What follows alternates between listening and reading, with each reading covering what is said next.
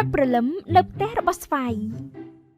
អាយ៉ាខាន់មើលតែប្រមាថថ្ងៃសោះឃ្លោកនឹងលពៅរបស់ខ្ញុំថ្លោះល្អដល់ហើយផ្លែឈើច្រើនយ៉ាងនេះខ្ញុំហូបក៏មិនអស់ដែរបើខ្ញុំបេះយកទៅលក់គ្រូតាទីឆ្ងាញ់កាន់តែញ៉ាំកាន់តែជាប់ចាននឹងបានប្រាក់ខ្លះគ្រាន់ជួយសម្រួលដល់ការចាយវាប្រចាំថ្ងៃខ្ញុំដែរព្រីងបានដើរចូលមកអេស្វាយហើយឯងកំពុងធ្វើអីនឹងសម្លាញ់អូគឺខ្ញុំកំពុងតែរកបេះឃ្លោកនឹងលពៅយកទៅលក់នៅផ្សារបានឯងមកល្អហើយមកជួយបេះបន្តិចមកព្រីងអូខេមិនអីទេចាំខ្ញុំជួយឯងហុចល្អីឲ្យខ្ញុំមកនេះសម្លាញ់អរគុណហើយណា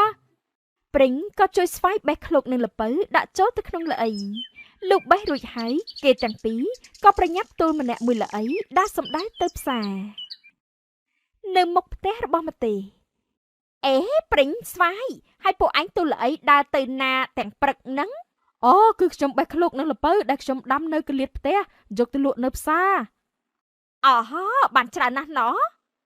ត្រូវហើយម្ទេដំណាំដែលឯងដាំមានចេកមានល្ហុងផ្លែច្រើនយ៉ាងនេះមិនក៏ឯងមិនបេះយកទៅលក់ប៉ិតមែនហើយដំណាំច្រើនយ៉ាងនេះខ្ញុំហូបមិននឹងអស់ទៅបើអញ្ចឹងពួកឯងចាំខ្ញុំឲ្យផ្លេតណាខ្ញុំប្រញាប់ទៅកាប់ចេកនិងបេះល្ហុងយកទៅលក់នៅផ្សារដែរប្រញាប់បន្តិចទៅអញ្ចឹងខ្ញុំនៅចាំនៅកណ្ដាលផ្សារលពៅខ្ចីឃ្លោកខ្ចីបន្លែធម្មជាតិពូមីងបងប្អូនសូមអញ្ជើញជួយទិញអូហើយលពៅនេះលក់យ៉ាងម៉េចដែរក្មួយលពៅនេះមួយផ្លែ1000មីងយកប៉ុន្មានផ្លែដែរ2ផ្លែ1500បានទេបើក្មួយលក់បានមីងទិញ2ផ្លែបានមីងចាំបន្តិចចាំខ្ញុំច្រកថង់ឲ្យអូមិនបាច់ច្រកថង់ទេក្មួយមីងមានកន្ត្រកហើយដាក់ចូលទៅក្នុងកន្ត្រកមីងមកណែប្រាក់ណាក្មួយរាប់មើលសិនទៅគ្រប់ទេគ្រប់ហើយមីងអរគុណមីងថ្ងៃក្រោយមកជួយទិញទៀតណាមីងចានៅតូបរបស់ម្ទេចេកនេះទំនោរដល់ហើយមួយស្និតប្រមាណដែរទៅក្មួយមួយស្និត6000ថាម៉េចមួយស្និត6000ថ្លៃជ្រុលពេកទៅដឹងហីតូបផ្សេងគេលក់តែ2000 2500អីទេណែមីងចេករបស់ខ្ញុំដាំដុះដោយធម្មជាតិមានរសជាតិឆ្ងាញ់គ្មានជាតិគីមីអញ្ចឹងតម្លៃក៏វារៀងថ្លៃទៅតាមនឹងដែរមួយស្និត6000ហើយនេះមីងទិញប្រហែលស្និតដែរបើមួយស្និត3000មីងទិញ2ស្និតស្អីគេមីងចេញមួយស្និត6000តថ្លៃឲ្យ3000ខ្ញុំមិនលក់ឲ្យមីងទេបើលក់មិនបានទេក៏ហីទៅមីងទៅទិញនៅតូបផ្សេងក៏បានដែរចេកមួយស្និត6000លក់កោជ្រុលហើយមីងសយដើរចេញទៅ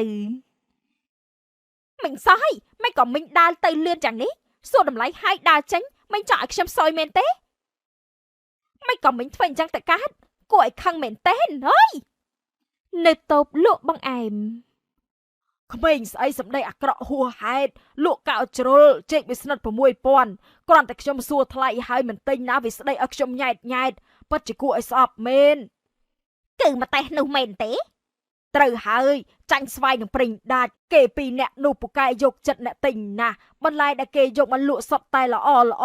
ហើយតម្លៃសមរម្យទៀតសម្ដីសម្ដៅនិយាយមកកាន់អ្នកទិញក៏ពីរោះស្ដាប់ខ្ញុំថារកទៅទិញចេកនៅតូបមកតេះ2 3ស្និតដល់ពេលលឺអ្នកនិយាយអញ្ចឹងខ្ញុំទៅទិញនៅតូបនាងចម្ប៉ាវិញល្អជាងហើយ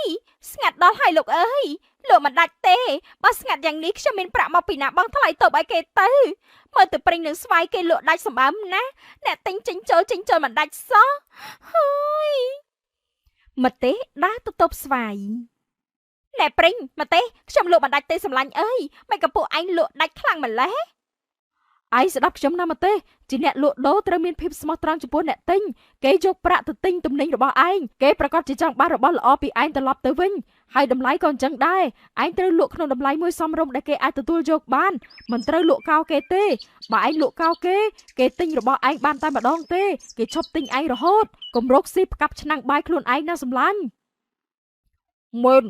ហើយមួយទៀតសម្ដីដែលឯងនិយាយទៅកាន់អ្នកទិញឲ្យព្រោះស្ដាប់បន្តិចទៅកុំគ្រាន់តែគេសួរតម្លៃឲ្យមិនទិញក៏ឯងស្ដីឲ្យគេដែរវាមិនត្រូវនោះទេទោះបីគេទិញក៏ដោយមិនទិញក៏ដោយឯងជាអ្នកលក់ត្រូវតែញញឹមស្វាគមន៍ភ្ញៀវថ្ងៃនេះគេមិនទិញថ្ងៃក្រោយគេអាចនឹងទិញកុំទុកអ្នកទិញជាសត្រូវឲ្យសោះការប៉ັດគ្រប់យ៉ាងគឺមកពីខ្ញុំ មកពីខ្ញុំលុបលុនពេកខ្ញុំលក់កោគេហើយសម្ដីអាក្រក់ដាក់អ្នកទិញទៀតខ្ញុំដឹងខុសហើយខ្ញុំសន្យាថាខ្ញុំមិនធ្វើអញ្ចឹងទៀតទេធ្វើជាមនុស្សមិនត្រូវអាត្មានិយមគិតតែផលប្រយោជន៍ផ្ទាល់ខ្លួនឡើយជាអ្នករកស៊ីត្រូវស្មោះត្រង់ចំពោះអតិថិជនកុំលក់កេងចំណេញជ្រុលពេកស៊ូចំណេញតិចតែលក់បានច្រើនសូមរងចាំទស្សនាវគ្គបន្ត ព្រោះតាទីឆ្ងាញ់កាន់តែញ៉ាំកាន់តែជាប់ចាន